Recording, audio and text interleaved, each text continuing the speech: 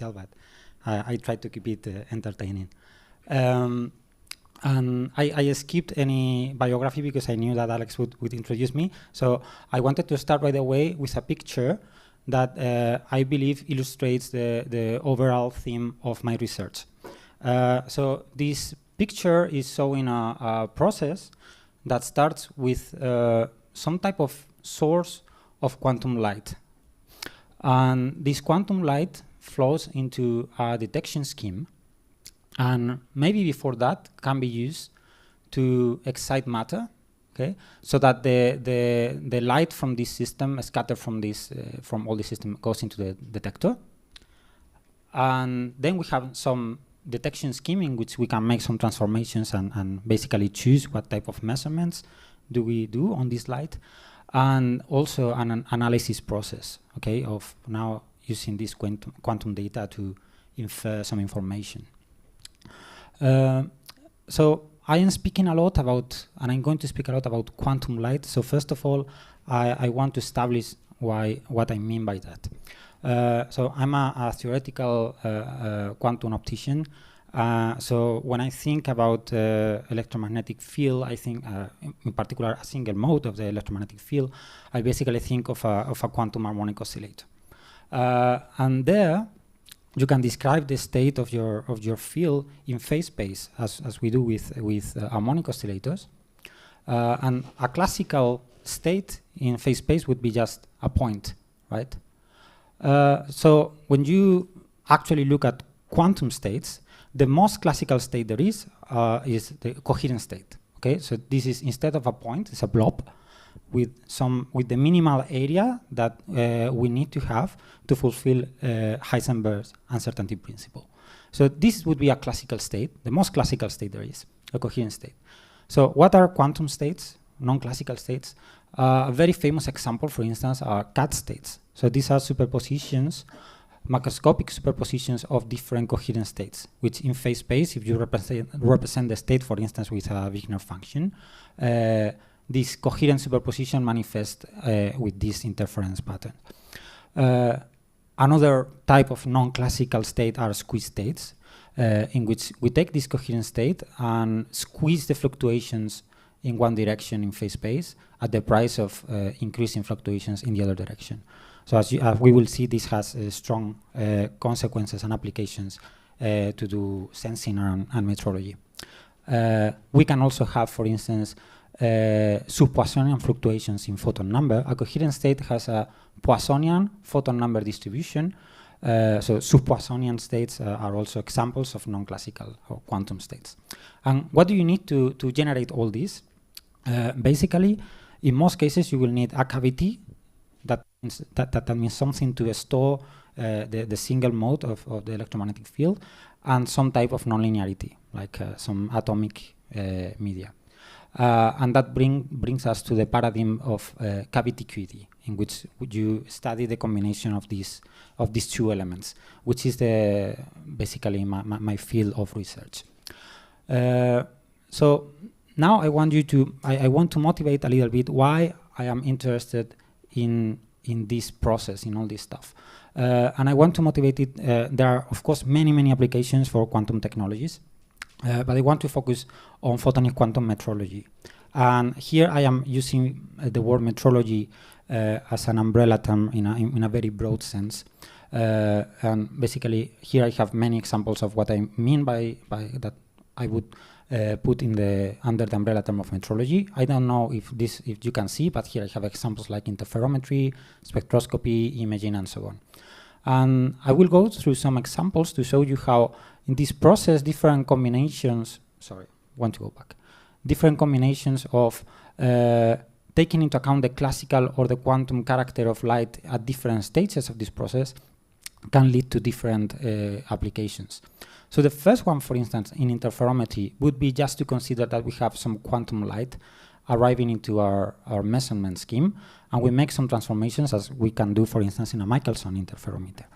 So there are many examples of using quantum light to get an advantage, and the most famous ones are using squeeze states in these Michelson interferometers, as has been demonstrated for the detection of gravitational waves in LIGO with improved signal-to-noise ratio.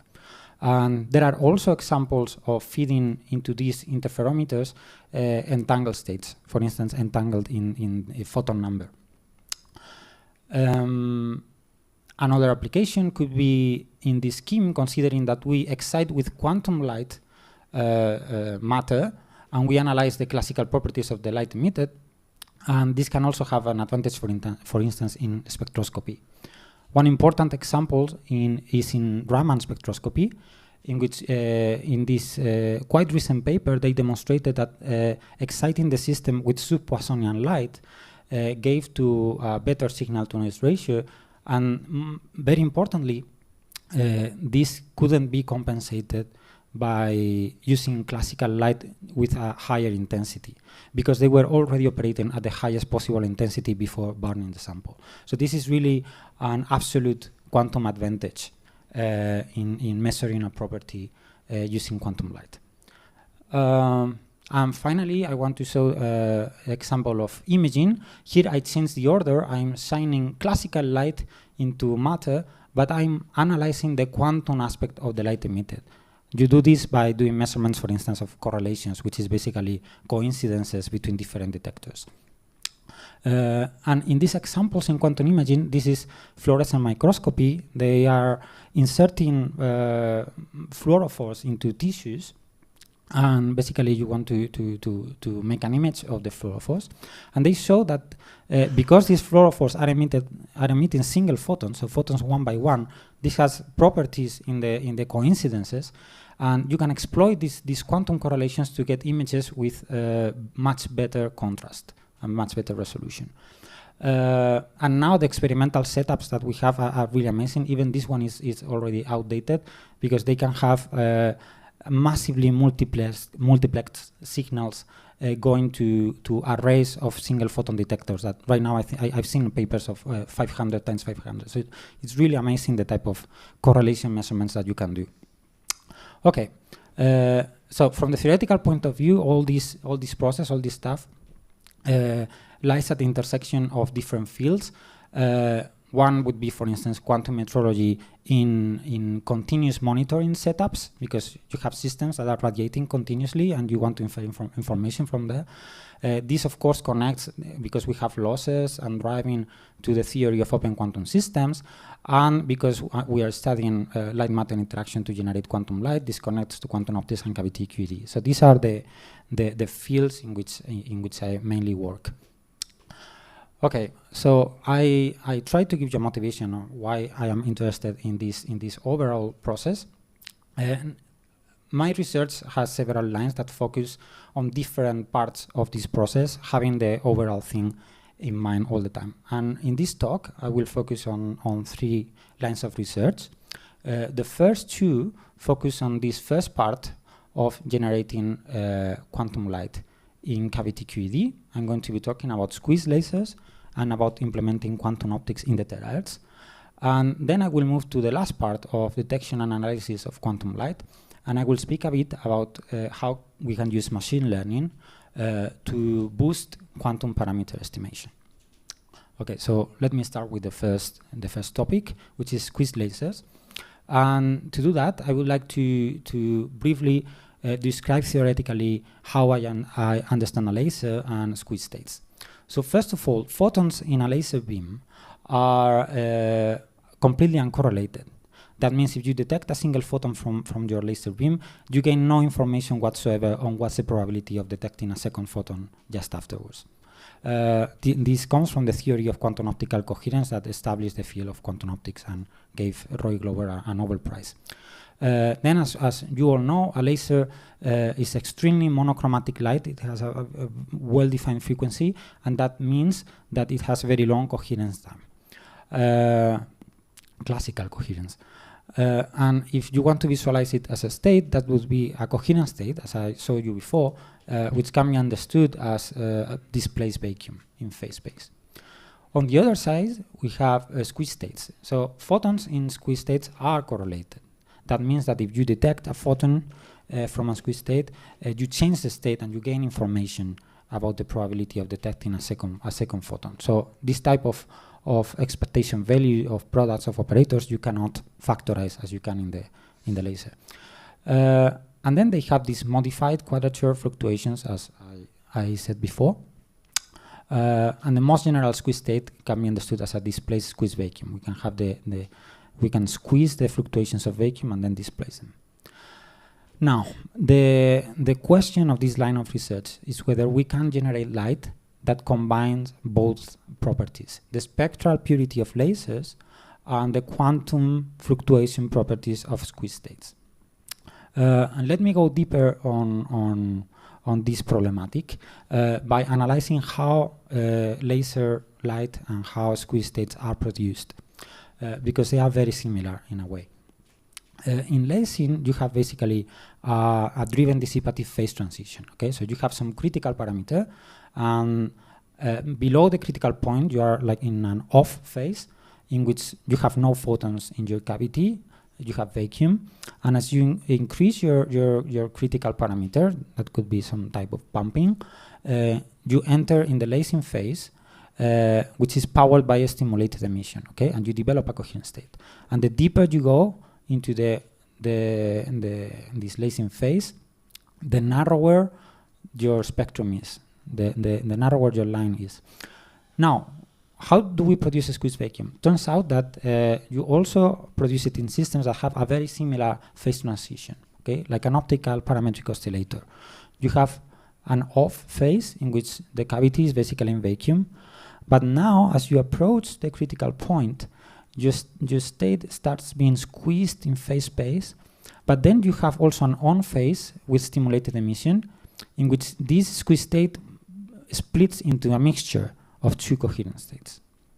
So you see here there is a very critical difference, because for lasing I wanted to use stimulated emission and be above the critical point, but to produce a squeeze light I need to be below critical point and avoid stimulated emission. So it's kind of tricky to have both things at the same time. Okay, so what I would like is to obtain a stimulated emission and squeezing. And formally, what would this be? To do that, I want to recall that the normal basis to describe a harmonic oscillator is the number basis, which for a cavity is just the Fock states that tell you how many photons, states with a well-defined number of photons. Okay. But you need to know that squeezing is generated by a unitary transformation, a squeezing operator. So I can define a new basis applying that unitary operator, which is a basis of squeezed number states. So by having lasing and squeezing, formally what I mean is that I would like to take the Poissonian distribution corresponding to lasing in the normal photon number basis, but have that in the squeeze basis, okay, due to stimulated emission. So this is what I tried to do. Actually, there was earlier proposals in superconducting circuits done by members of my group, like Diego, Juanjo, and I wanted to do this in the optical regime. So we proposed a system consisting of a cavity with some gain medium and a nonlinear crystal. And basically, we showed that this nonlinear crystal that implements a two-photon driving into the cavity, you can tune the intensity and the frequency of this drive to enter in a regime in which it's those squeezed states that I showed you, the ones that coupled to the gain medium. So you obtain lasing, which is this ring, this mixture of coherent states with all possible phases, into this squeeze basis, which brings you into this weird shape when you go back to the original photon number basis. So this was the result. We saw that in this type of system, you still have this line narrowing that defines the monochromacity of a laser. But you also keep some quantum properties. And we saw this, for instance, with a metrological example. We feed this into a Michelson interferometer. We plot basically the sensitivity of this state. Sorry. And basically, we saw that it's larger than the standard quantum limit, meaning that there is some quantum property there that is giving you an extra sensitivity. Okay, so it's a proof that this state is not just a standard laser, which is a classical state, but there's something quantum in it. So what's next? This is still an active line of research. I wanted to take advantage of this talk also to welcome Rodrigo Grande, who's just started the PhD working on this topic with me, and he's sitting back there. We want to implement this in different systems, maybe with less experimental overhead. And what we have in mind is using trapped atoms and cavity-assisted Raman process to engineer this type of coupling into squeeze states and do this laser. There are many follow-ups to this idea in atoms. And another thing we want to investigate is to use this squeeze laser to drive matter and see how we can transfer these quantum correlations and how we can exploit this to do quantum metrology. Okay. I found this flyer, which I like very much the 90s look of it, because I was looking for this quote of the laser is a solution looking for a problem. This was like a critic done by, well, not a critic, it's a comment done by the actual person that built the first laser. And now I feel kind of the same. I feel the same with this squeeze laser, right? So I think right now maybe it's a solution looking for a problem, and that's what I try to figure it out, right? Okay, with this I move to the second line of research, which is implementing quantum optics in the terahertz. As you all know, the terahertz is this range of the electromagnetic field between the microwave and the infrared and visible. And this range of frequencies have a series of very interesting properties. It has good transmittivity through medium that are opaque in the optical, for instance. It interacts with rotational transitions in molecules. It has small atmospheric attenuation, which is related to the first point. It's safe, it's non-ionizing, and it provides high bandwidth. So this makes it a very interesting range from a technological perspective. For instance, it gives us prospects to do quantum control and sensing of a variety of molecules, maybe wireless quantum secured communication. As I said, it's interesting for security. It's been used for medical imaging, so there are many applications. But let's talk about exploiting this for quantum technologies. And something interesting is to think about compare what a qubit in the terahertz would be with a qubit, for instance, in the microwave. So a superconducting circuit qubit, such as a Trasmon, has a transition frequency of a few gigahertz. And that means that has an associated temperature of 0.3 Kelvin. That means that we need to place these systems in dilution refrigerators to go to the millikelvin regime so that they are not thermally excited. And that is a serious challenge in terms of scalability. A terahertz qubit with a transition of 1 terahertz would have an associated temperature of 48 Kelvin. That means we could use a helium cryostat, which is much simpler and scalable, to operate with this qubit. And having a qubit like this would be a requisite to start implementing quantum technologies in the terahertz realm. But there is a challenge that there are not naturally occurring qubits which have transitions in the terahertz and that couple efficiently to the terahertz electromagnetic field, which is basically the requisite we need to be able to control these qubits and do any type of quantum technology. So this is the type of challenge that I'm addressing in this line of research. And we are working with an idea that we didn't have. It's something people have been talking about for years, which is using not a terahertz qubit, but an optical qubit to couple to terahertz light. And the key point is that this qubit with an optical transition, the states that compose it should have a permanent dipole moment. And I took this as an example. It's not a real example. I just copy orbitals from a paper. But you can see that, for instance, we could have this state which has no dipole moment because it's symmetric. But this other state has an asymmetric charge distribution. So it has a permanent dipole moment. Okay? So we would like something like this. And then the trick is that you drive this qubit resonantly with a laser. Okay? So we all know from undergrad quantum mechanics that if you excite resonantly a transition and you start, for instance, from the ground state, you will have what we call Rabi oscillations. We will have oscillations between the ground and excited state. And the frequency of these Rabi oscillations, the Rabi frequency, is given by the dipole moment and by the amplitude of the electric field driving the system. So in principle, we could tune this electric field to tune this Rabi frequency into the terahertz regime. But now, since we have a permanent dipole moment, this would mean oscillations in the dipole moment that are occurring in the terahertz range. And this will give rise to radiation in the terahertz by driving an optical qubit. So this was a bit a hand-wavy explanation for the quantum opticians in the room. We can think of it in terms of the dress states of the qubit and the laser light that form these doublets of energy levels. And what is happening is that the energy transition within a doublet, which has the Rabi frequency of the terahertz, is now normally dipole forbidden, this transition, but by having the permanent dipole moment, one can check that it becomes allowed, and we have this transition. I just said the same thing with a completely different language. As I said, this line of research wants to exploit this idea and focus on the generation of quantum light.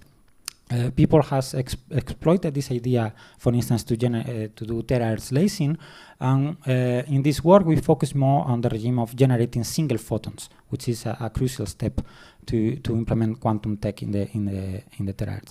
So we are combining this idea of driving this polar quantum emitter with the design of specific cavities in the terahertz that will enhance this emission process, right? This was done at Universidad Autónoma de Madrid just before joining this institute. And well, we obtained this type of results. I won't enter very much into the details, but one nice property is that we can tune the intensity of the emission and the frequency of the emission just by changing the Rabi frequency, which, remember, Rabi frequency is the amplitude of the electric field you use to excite. So you can tune these properties optically. And you can also look at the quantum fluctuation properties of this radiation, which is what I saw in this plot. Again, I don't enter in the details, but you see changing colors. That means that I can also optically tune the quantum statistics of this light in the terahertz. So we are kind of showing that we have optical control to develop a bit of a toolbox to generate light in the terahertz with different properties. This is more of the same, just to show. You don't need to understand what I'm showing here, but you can appreciate that this is frequency correlation map, so coincidences between photons, and you see that it's really rich. No? There are many patterns of coincidences of process that are going on. So it's, without going into the details, you can see that it's really a complex system in which we are generating rich phenomenology. So what's next? We want to exploit these ideas to generate entanglement, steady state entanglement between qubits mediated by terahertz structures. We are also thinking about the possibility of stabilizing cut states in these terahertz cavities, which could be used for continuous variable quantum computing, and also study how we can coherently couple these terahertz and optical photons for many applications like upconversion detection, etc. I also want to mention and welcome another PhD student, Janice Lefour, who is going to start very soon and is back there clapping, and also my UAM collaborators that which we are closely related in this line of research, particularly Diego Martín Cano, who is an expert in molecular optomechanics. Okay, I don't know if I'm going too fast or too slow, but that takes me to the last part of the talk on the topic of detection and analysis of quantum correlations. And here I do machine learning for quantum parameter estimation. The idea here is that we have some system that will act as a sensor, for instance, to sense the electromagnetic field around it. And this is operating in a driven dissipative way, in which it is emitting continuously excitations into an environment. And we are detecting these excitations and monitoring them. Okay. So the task is to use this information to infer this unknown parameter in the environment of the detector, like for instance the frequency of an electric field or the amplitude. So this has relevance for many applications, metrology of time-varying signals, magnetometry, spectroscopy. There are really many applications, as I saw at the beginning, that fall into this framework. And one particular motivation that I like very much is the one I said before about imaging and fluorescent microscopy, because here, contrary, for instance, to quantum computing, I think that experiment is way ahead theory.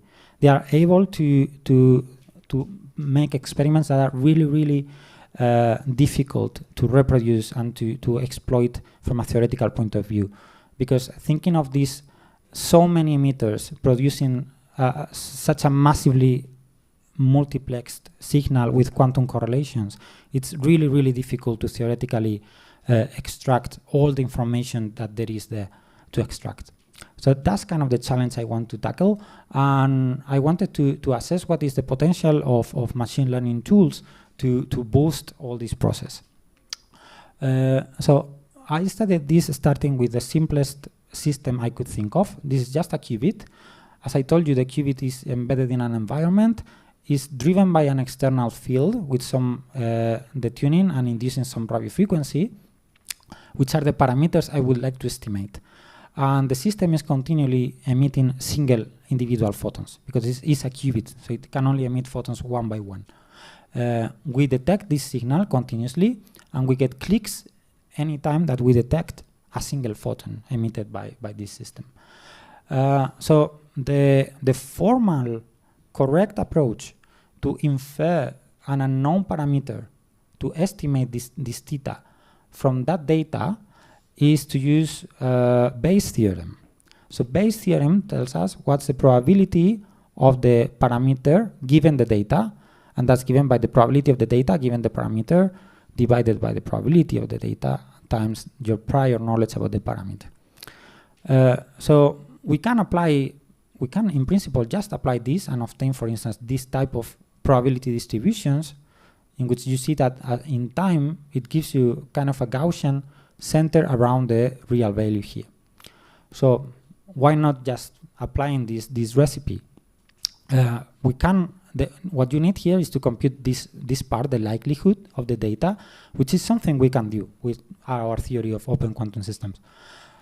The problem is that this will require an extremely good modeling of the system. So if you have any source of noise, imperfection, you need to theoretically control that very well and put it into your model. And it's really computationally expensive, because if you remember, you can compute this likelihood, but you have the probability of the data in the denominator, and that's basically the integral of this likelihood over all the parameter combinations. So if you have many parameters that you want to infer, this becomes really computationally expensive. So this is the Bayesian way, is the formal, perfect way of addressing this problem, but it's very challenging. And our proposal was to use deep learning architectures, feed them the data. In this case, the data are the time differences between the clicks in the detector, and then just train it to give directly the estimation of the parameters. So we did this. Let me show you quickly just one result. So here I'm benchmarking the results that I will show the neural network with the error in the estimation made by the Bayesian method. Here I am estimating the frequency of the external field as a function of the frequency itself. And for this benchmark, something interesting is that we computed the error. This yellow line is the error using all the data, the single photon detection events, and this other line is assuming that we have an imperfect detector and we are not able to resolve the intensity at the single photon level. So we can measure the intensity, but I cannot tell the exact point where a single photon was detected. That means I have intensity information, but I don't have these quantum correlations that are encoded in the individual photo detection times. And this difference is telling you something interesting, which is that there is information to be gained by looking at the quantum correlations. Okay. Now, what happens when instead of doing this Bayesian thing, I just train a neural network? We train two types of neural networks: a recurrent neural network giving this result, and then a dense neural network with some pre-processing, which, as you see, gives, I don't know if you saw, but it's basically overlapping with the Bayesian result. Okay, so we can achieve the same performance as Bayesian inference. We can take this to multi-parameter estimation, so now estimating the frequency and the amplitude of the field at the same time, and you see that the error landscape made by Bayes' theorem, this structure is basically physical, it's ingrained in the dynamics of the system, is completely reproduced almost one by the neural network. The difference is that each pixel in this 2D plot was done with 100,000 simulations of individual rounds of the experiment, and each of these shots obtaining the estimated parameter doing Bayesian inference took 10 seconds using state-of-the-art sampling methods. But it took 4 milliseconds using the neural network. So there is a massive computational advantage here. We can also take these models and compress them very much with this utility called TensorFlow Lite, and turn it into a very, very light model that you can plug into a microcontroller with the idea of being able to do this inference on the edge, like in the actual experimental setup, without needing to go into your laptop and do the thing. So what's next in this line of research? Right now, this proposal of using machine learning is directly spitting a single point estimate. So it's telling you what was the estimate it has of the parameter, but it doesn't tell you anything about the possible uncertainty in this estimation that would be encoded in this Bayesian probability distribution.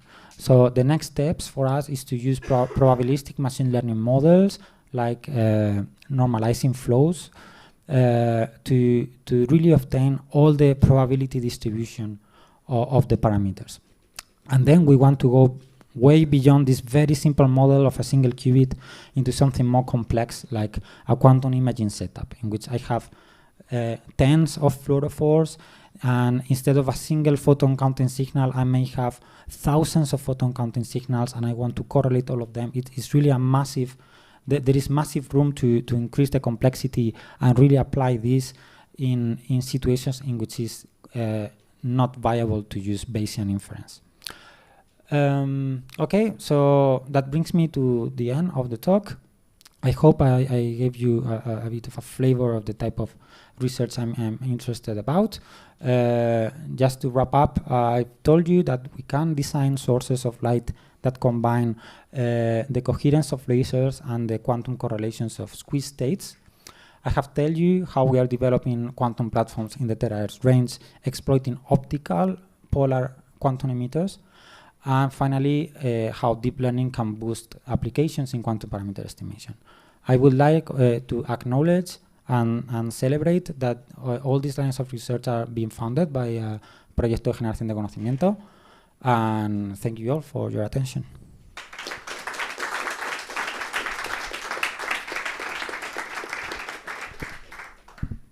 Well, thank you, Carlos. Very, very nice talk. So, questions? Yeah. I have at least 4 questions. Wow. First, probably I missed something. Which is the order of parameter order, sorry, of